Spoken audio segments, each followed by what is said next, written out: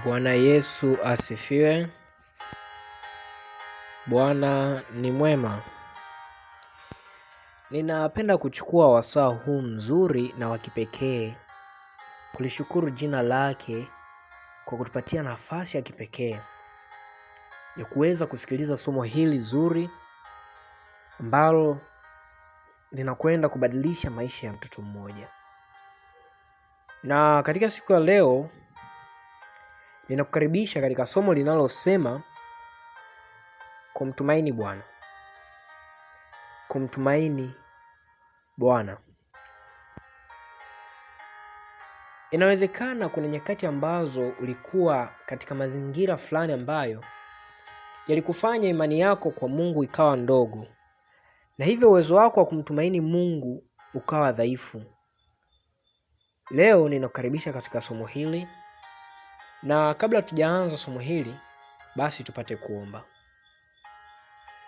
Baba yetu wa mbinguni, hakuna awezaye kukutegemea wala kukutumaini kama usipokuwa ndani yake. Wafundishe watoto wako kukaa ndani yako, kisha wategemeze, walishike neno lako. Tunakwenda kujifunza somo zuri linalosema kukutumaini wewe Bwana. Hakuna awezaye kuelewa kila neno na kufasiri kama ipasavyo kama Roho wako asipomfasiria.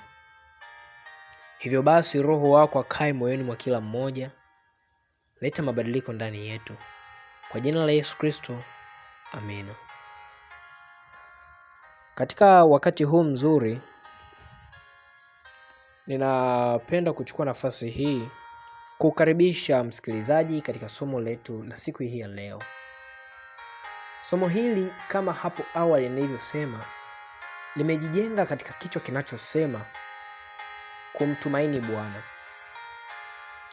Na fungu letu elekezi juu ya somo hili linatoka katika kile kitabu cha Zaburi 118, ule mstari wa 7 mpaka mstari wa 8 na wa 9.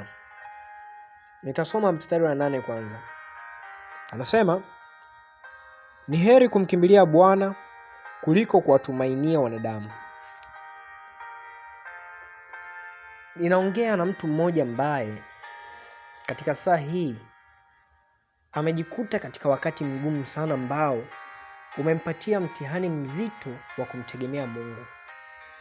Ninaongea na mtoto mmoja wa Mungu ambaye amefungulia tu YouTube yake hii muda huu na hakutumaini wala hakutegemea kukutana na hili somo, akiwa amevunjika moyo, hajui afanye nini, na moto wa kwenda kuwategemea watu wengine tofauti na kumkimbilia Mungu unawaka ndani yake.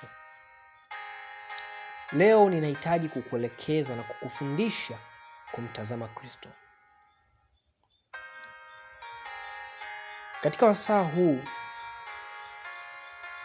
tunamtazama Kristo kama Mwokozi na kiongozi wa maisha yetu.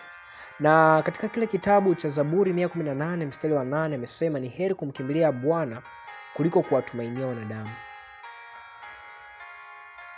Tukirudi katika miaka ya nyuma katika Biblia, hasa katika Agano la Kale, katika kile kitabu cha Mambo ya Nyakati 20 na ule mstari kuanzia mstari wa kwanza,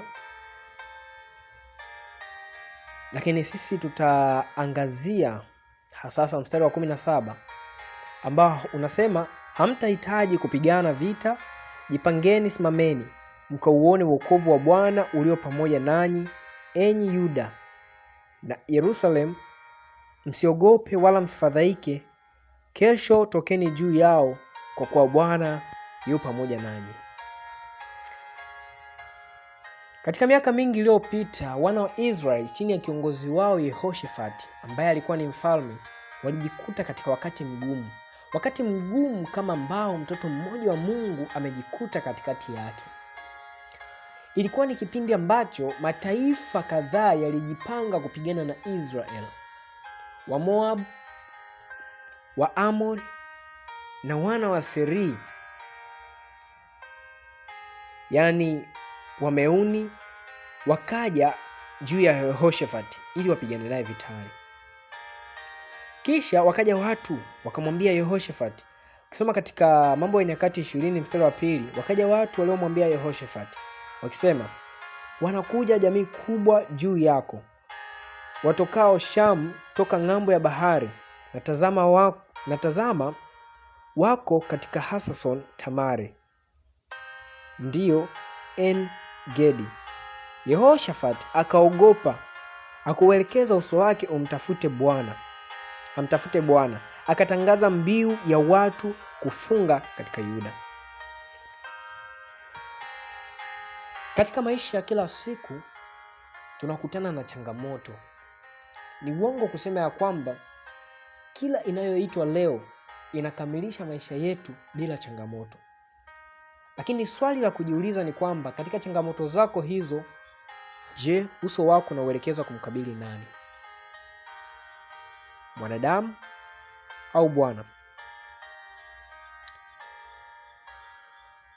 Yehoshafati alipokutana na changamoto kubwa ambayo iliumiza moyo wake, aliuelekeza uso wake kumkabili Bwana. Ingawa aliogopa. Leo ninaongea na wewe ambaye upo katika wakati mgumu sana. Unapitia wakati mgumu. Inawezekana upo katika kesi fulani ngumu ambayo inakutia hofu. Na shauri limeshapelekwa mahakamani. Haujui njia itafunguliwaje, haujui itawezekanaje. Na unaona kabisa ni haki yako inayodhulumiwa na hauna msaada mwingine. Ninakutangazia yupo Yesu ambaye alishinda. Ninaongea na wewe ambaye umepitia ugonjwa. Huenda umetupiwa mapepo. Huenda majirani au watu wa karibu hawapendi huduma yako. Na leo wamekutangazia kwamba hautadumu ndani ya miezi kadhaa, ndani ya siku kadhaa. Kama vile Yehoshafati alivyomgeukia Bwana, ninakwambia leo mgeukie Bwana. Ninaongea na mtu ambaye amepitia wakati mgumu. Amekata tamaa. Na hata sasa hapo alipo anahitaji kuelekea kwa mganga. Na huenda ameshafanya huduma zote, harakati zote, anahitaji kufanya hiyo kazi. Lakini leo ninazungumza na wewe ambaye upo katika wakati huo mgumu. Yesu anakuita. Yesu anasema mgeukie uone. Utafute uso wake. Kama vile Yehoshafati alivyomtafuta Bwana. Na unajua habari njema ni kwamba Bwana hatakaa kimya utakapomtafuta.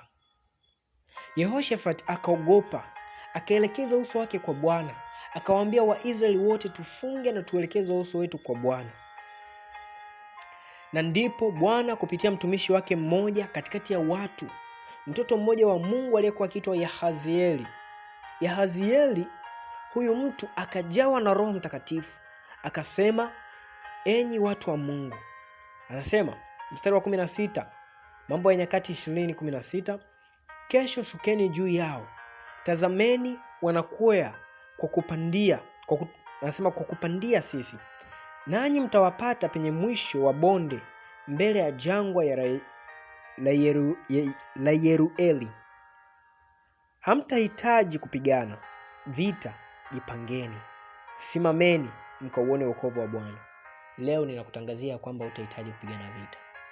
Simama katika jina la Yesu ukauone wokovu wa Bwana.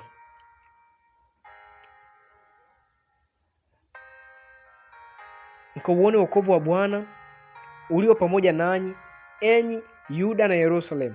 Msiogope wala msifadhaike. Kesho tokeni juu yao, kwa kuwa Bwana yuko pamoja nanyi.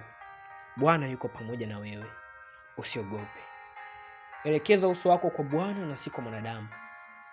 Huenda umetoa kila gharama ambayo umeifikiria ili kuelekeza uso wako kwa mwanadamu ambaye huenda kafa kwa ghafla, lakini yupo Yesu ambaye hafi ghafla. Yupo Yesu ambaye anahitaji muangalie bila malipo. Furaha yake ni sisi kumpelekea shida zetu. Furaha yake ni wewe kuelekeza moyo wako kwake. Leo Yesu anakuita, anahitaji umtazame. Rafiki mpendwa, katika wasaa huu, ndani ya dakika hizi chache ambazo tumejifunza, ninakwambia kwamba katika kile kitabu cha Isaya 43 mstari wa 10, yeye anasema, usiogope kwa kuwa mimi ni Bwana Mungu wako, niko pamoja na wewe. Na katika kile kitabu cha Yeremia 3:30, kile kitabu cha Yeremia 33 mstari wa 3 anasema, niite nami nitakuitikia, nitakuonesha mambo makubwa na magumu usiyoyajua. Anatangaza ahadi nyingi, hata inafikia hatua anasema, je, si mimi niliyekuamuru katika kile kitabu cha Yoshua 1:9, usiogope wala usifadhaike. Leo ninakwambia usiogope wala usifadhaike. Aliyekuamuru ni Mungu wako, yeye ni jasiri. Ugonjwa ulio nao imefika hatua wewe ni mtoto wa Mungu na muamini Mungu, lakini umeelekeza akili yako kwa mwanadamu, kwa manabii, kwa watu ambao wanatoa mafuta ya upako na hawakwambia kwamba piga magoti mwambie Yesu. Yesu ambaye hakuwapa watumishi wake au watu waliomsikiliza mafuta ya upako na vitu vingine, ila aliwaelekeza kumtazama yeye. Leo ninakuelekeza kumtazama Yesu. Sina mafuta ya upako, sina chochote kukupatia, wala maji ya upako wala vitambaa, lakini katika jina la Yesu Kristo, inuka kitandani kwako, umekwisha kupona. Katika jina la Yesu Kristo, tazama mbele, unao ushindi. Huyu Yesu ambaye ameniambia leo nikutangazia habari njema, Yesu ambaye ameruhusu leo usikilize hili somo, anasema muite naye atakuitikia. Ni heri kumtazama yeye na si wanadamu. Kuna faida kubwa kumwangalia Yesu. Na anasema ya kwamba hautahitaji kupigana tena, atakupigania. Simama ukaangalie jinsi unavyoshinda vita yako. Ataleta wokovu kwa njia ambazo uzijui. Wewe kazi yako ni kuomba. Hebu mwambie Yesu haja yako. Zaburi 118 ule mstari wa 10 anasema, mstari wa 9, ni heri kumkimbilia Bwana kuliko kuwatumainia wakuu. Umewekeza akili zako kwa wakuu. Na mstari wa 7 anasema, Bwana yuko upande wangu, msaidizi wangu, kwa hiyo nitawaona wanaonichukia wameshindwa. Wapo wanaokuchukia, wapo waliokupangia vita, wapo ambao wamekutupia nguvu usizozitaka, wapo ambao wanakutetemesha na kukupatia hofu. Leo ninakutangazia Yesu, mtegemee yeye aliyeshinda, ambaye ushindi uko ndani yake. Inawezekana wewe unapitia changamoto ya dhambi. Dhambi ambayo imekutia mashaka. Dhambi ambayo imekufanya ujisikie dhaifu. Kila mara unapojaribu kuishinda unashindwa. Kila mara unapojaribu kupambana na hiyo dhambi unashindwa. Unasema, mtumishi wa Mungu, nimeomba sana, lakini kila ninapoomba mimi nashangaa sisamehewi. Unasema ya kwamba, mtumishi wa Mungu, nimejaribu kuelekea kwa wachungaji wameniombea, lakini sio kwamba sisamehewi, siachi hii dhambi. Wachungaji wameniombea, watumishi wa Mungu, lakini inafika hatua unajisikia kwamba bado dhambi inakuongoza. Umesikiliza mahubiri mbalimbali, lakini unajisikia kwamba bado ipo nguvu inayokuongoza. Leo ninakutangazia nguvu ya Yesu Kristo ambayo imekwisha kushindia. Yesu anasema, inuka uende zako, amekwisha kukuponya na dhambi yako. Na hivyo katika wasaa huu mzuri ninakuelekeza ya kwamba Baba anakutazama kwa upendo. Anasema, njooni kwangu ninyi nyote msumbukao na wenye kulemewa na mizigo ya dhambi, nami nitawapumzisha. Hauhitaji jambo lingine lolote katika ulimwengu huu. Hauhitaji malipo yoyote. Umechoka kwa muda mrefu, umelemewa na mizigo ya dhambi kwa muda mrefu, umelemewa na matatizo. Yesu anasema mpatie, atakupumzisha. Anasema, kwa kuwa nira yangu mimi ni nyepesi wala si nzito. Umetembea kwa watu mbalimbali, kwa waganga, kwa watu wakubwa, lakini leo ninakutangazia habari za Yesu anayekomboa. Yesu ambaye wakati fulani alipokuwa akimponya mgonjwa mmoja ambaye alikuwa amelala kitandani mwake kwa muda mrefu, alitamka neno moja, enenda zako, usitende dhambi tena, yasija kukupata mabaya zaidi ya haya yaliyokupata. Leo Yesu anakwambia, nenda zako, kwa sababu dhambi yako ameibeba, amekushindia, amekupatia moyoni mwako amani. Soma katika kile kitabu cha Isaya 43, anakwambia wewe ambaye unasema ya kwamba bado ninahitaji nisikie kweli Yesu akinena na mimi. Anasema, kusoma kuanzia ule mstari wa Isaya 43,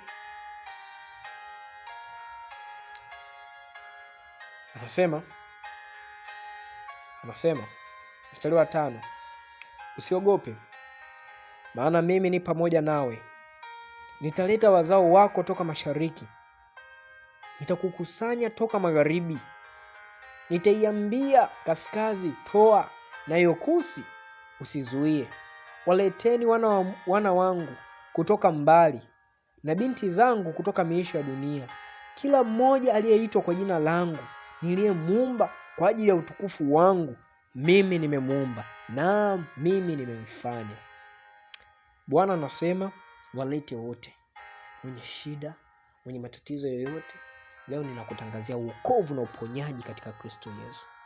Hivi sasa unapolisikia hili neno, ninaamini ya kwamba Yesu anakupatia amani. Imekupasa kuamini.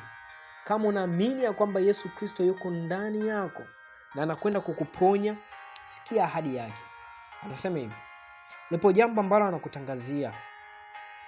Anakwambia Yesu, wewe ambaye unatamani mambo makubwa na ndoto zako unaona kana kwamba unapozifuata kila mtu anakukataa. Wakati mwingine unaona ya kwamba unapitia wakati mgumu ambao unashindwa hata kumwelezea mtu yeyote. Wewe ambaye umeamua kujitoa muhanga kwa mambo yasiyofaa na unataka uanze kufuata njia zisizofaa sasa hivi. Unaingia katika taasisi ambazo hazimpendezi Mungu ili tu ufanikiwe na ufanikishe mambo yako. Wewe ambaye umechagua kuwatumikia waganga. Wewe ambaye umechoshwa na kutumikia miungu mingine. Wewe ambaye unapitia wakati ambao hautamani hata kueleza kwa mtu, unatamani Yesu peke yake ausikie. Yeye sasa anasema hivi katika Isaya 43 mstari wa 26, unikumbushe na tuhojiane, eleza mambo yako, upate kupewa haki yako. Mstari wa 25, kwa wewe ambaye unateseka na dhambi na mtu yeyote yule, anasema mimi, naam, mimi ndimi niyafutaye makosa yako kwa ajili yangu mwenyewe, wala sitazikumbuka dhambi zako. Yesu hatazikumbuka dhambi zako. Yesu anayafuta makosa yako kwa ajili yake. Yesu amekusamehe. Yesu amekupatia ushindi. Yesu atapigana kwa ajili yako. Ikiwa unahitaji Yesu akushindie, mwelekee yeye. Mfalme mmoja wa Uingereza kati ya miaka 1599 hadi miaka 1658 aliyekuwa akiitwa Oliver Cromwell alinukuliwa akisema, wakati fulani wa vita, kabla ya vita, aliliambia jeshi lake, mtegemeeni Mungu wanangu, na poda yenu iwe kavu. Wakati huo poda ilikuwa ni baruti sawa tuna bunduki. Kwa maneno mengine anasema, fanyeni yote mwezayo ili kufanikiwa, lakini mwishowe tambua ya kwamba Mungu pekee awezaye, ndiye pekee awezaye kuwapa ushindi. Juhudi zako, jitihada zako, hata kama ulifanya kabla ukaenda kwa waganga na wakakusaidia, lakini kumbuka ya kwamba anayekupatia pumzi ni Mungu. Kumbuka ya kwamba lolote unalolifanya Mungu ndio amekupatia nafasi. Wewe uliyekata tamaa, siwezi kuishi tena, sina muda mrefu wa kuishi, ninakuelekea nitajiua, sijui nini kinakusumbua, labda ni mahusiano, labda ni changamoto nyingine yoyote ambayo mimi sifahamu, familia, masomo au shida nyingine yoyote. Wewe ambaye labda umepata tatizo, labda ujauzito, labda hujui, huna tegemeo lingine lolote, hauna mwelekeo, unaona watu wamekukataa, Yesu hajakukataa. Leo ninakutangazia habari njema ya kwamba Yesu hajakukataa. Anatengeneza njia ambayo hauwezi kuiona. Anatengeneza njia ambayo huwezi kuielewa. Mruhusu Yesu atengeneze njia. Na yeye anasema katika saa hii, mpatie haja zako, mpatie shida zako, mtegemee Yesu. Katika wakati huu tunaojiandaa kuomba, ninakualika, ikiwa wewe ni miongoni mwa watu ambao wameguswa na somo hili na unasema, mtumishi, ninahitaji wokovu ambao umeutangaza, ninahitaji nimjue Yesu ninayemtegemea, ninahitaji kwenda katika njia ambazo umenielekeza nizifuate ili nimfahamu zaidi huyu Yesu ambaye unamtangaza. Mtumishi wa Mungu, ninahitaji huduma kwa ajili ya maombi, vyovyote vile. Nitatoa namba yangu ya simu hapo baada hii, lakini ninakualika katika saa hii, ikiwa umejitoa unasema, mimi niko tayari kumfuata huyu Mungu, niko tayari kubatizwa, niko tayari kuanza upya. Na Yesu anasema ya kwamba hamwezi kuurithi ufalme wa mbinguni kama msipozaliwa upya. Na sasa ni muda wa kuzaliwa upya. Kuzaliwa upya, kuyaacha ya dunia, kuyaacha mambo yote mabaya, kuziacha njia zisizofaa, kumkabidhi Yesu maisha yako. Na uwezi kumkabidhi Yesu maisha yako kama leo hii haujaupokea ubatizo. Njia pekee ya kumkabidhi Yesu maisha yako, ili hata anaposhuka sasa akupokee, umlaki kwenda mbinguni, akulaki kwenda mbinguni, ni kuamini ya kwamba alikufa kwa ajili ya dhambi zako.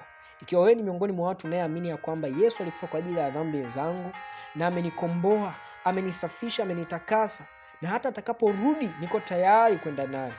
Na wewe ni miongoni mwa watu unaosema ya kwamba niko tayari kubatizwa katika kanisa lolote la Waadventista wa Sabato, kwa sababu ujumbe huu umenigusa, ujumbe huu umenibadilisha. Ninamhitaji huyu Yesu ambaye anatangazwa, huyu Yesu ambaye amekwisha kukuponya ndani yako.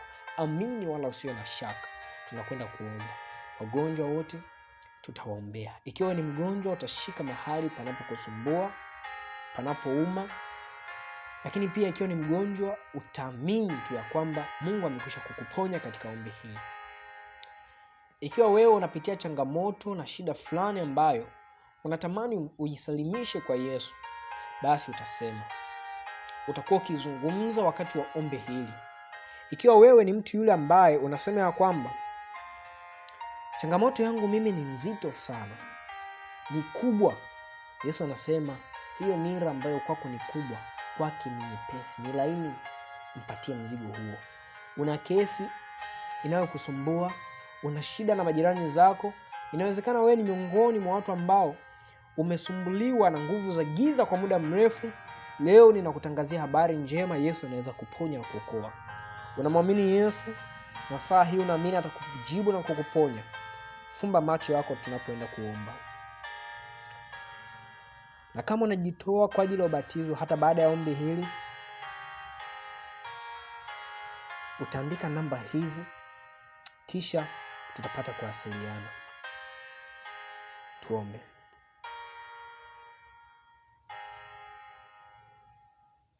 Baba yetu na Mungu wetu, rafiki yetu na kiongozi wetu, tunasema asante kwa ulinzi wako. Asante kwa kuwa leo, iwe ni jioni, iwe ni asubuhi, iwe ni usiku, iwe ni mchana, Yesu, mkono wako unagusa. Tazama mtoto yule ambaye ameteseka kwa muda mrefu na ugonjwa wake. Yesu uliyemuinua yule mlemavu kamponya, katika jina lako takatifu mfufue, mponye na umwanzishe upya. Hata mara baada ya ombi hili na ibada hii, akutazame. Unamuita Yesu aje kwako, unamvuta akutazame, na leo amechagua kukuangalia. Yesu mponye. Ikiwa kuna mtu amelala kitandani anasikiliza mahubiri haya, katika jina lako takatifu Yesu, mpatie ukombozi. Si hivyo tu Baba, ikiwa yupo mtoto wako mmoja ambaye anaendelea na shughuli zake kila siku, lakini bado moyoni mwake ipo nguvu inayomsumbua, nguvu ya giza, katika jina na mamlaka ya Yesu Kristo iondoke ndani yake hiyo nguvu. Na leo ninatangaza kwa jina lake Yesu Kristo na mamlaka iliyo kuu ya kwamba hizo nguvu zote za giza hazitamtesa mtoto wako, zimekwisha kuondoka. Na tena leo ninatangaza kwa jina la Yesu Kristo ya kwamba ugonjwa huo ambao umemsumbua mtoto wako kwa muda mrefu, katika jina la Yesu Kristo umetoweka ndani yake. Asante kwa kuwa umeondoa maumivu yake. Unayasikia maneno yake. Unauona mguso wako ambapo anagusa, unampatia mguso wako. Mwanamke yule aliyetoka damu miaka 12 alipogusa upindo wa vazi lako ulimponya. Waponye watoto wako. Yupo mtoto mmoja anasema, mimi shida yangu ni dhambi. Nimejaribu kuishinda, nimeshindwa. Labda yupo ambaye anatumia madawa ya kulevya. Yesu, haijalishi ni aina gani ya madawa ya kulevya, kwa namna yoyote ile amekuwa katika changamoto hiyo kwa muda mrefu. Wengine ni Mwadventista, amekulia katika maadili lakini anaona anapita katika njia zisizofaa. Yesu, namtangazia upendo wako jioni ya masaa haya leo, jioni ya leo, mchana huu leo. asubuhi hii, ikiwa ni usiku, popote anaposikiliza, vyovyote vile alivyo, Baba mponye katika jina lako. Mwokozi wangu, mfalme na kiongozi, asante kwa sababu umegusa. Hata yupo mmoja ambaye anasema, mtumishi, hujataja shida yangu. Ninamtangazia kwamba Yesu umekwisha kuiona shida yake. Yesu umemponya na umempatia mahitaji yake. Changamoto zake umeziona. Umemfungua yule mtu ambaye anapitia changamoto fulani katika kujifungua, katika matatizo ya kifamilia, katika shida fulani ambayo mimi siijui, wewe Yesu unaijua. Leo ninamtangazia uponyaji. Baba, si uponyaji tu, ila mfungue kwa utukufu wako katika uponyaji huo. Baada ya hapo ajue kwamba upo Mungu unayejibu na kusikia. Kwa hivyo mwelekeze katika njia zako na kweli yako. Ninakusia kwamba pale mtoto wako alipoona kushindwa, tengeneza njia. Pamoja na hayo yote, Baba, fungua fahamu zake. Yule ambaye ametembea katika njia isiyofaa kwa muda mrefu na amesikia sauti yako, anasema, Yesu, ninatamani ukombozi. Narudi katika njia inayofaa. Ninarudi katika wokovu ambao umeutangaza leo. Yesu, huyo Yesu mlete kwako. Mpiganie, mvute tena, mtegemeze katika jina lako Yesu Kristo. Wale wanaohitaji ubatizo, Baba, jina lako litukuzwe kwa ajili yako. Nguvu yako ionekane kwao. Kwa jina la Yesu Kristo ninaomba nikiamini. Amen. Namba inayotaja hapo ambayo utaitumia kwa ajili ya kuwasiliana na sisi kwa ajili ya huduma ya ibada ya maombi, nitaitaja. Namba hiyo ni 06 88 158 280. 06 88 158 280. Bwana akubariki.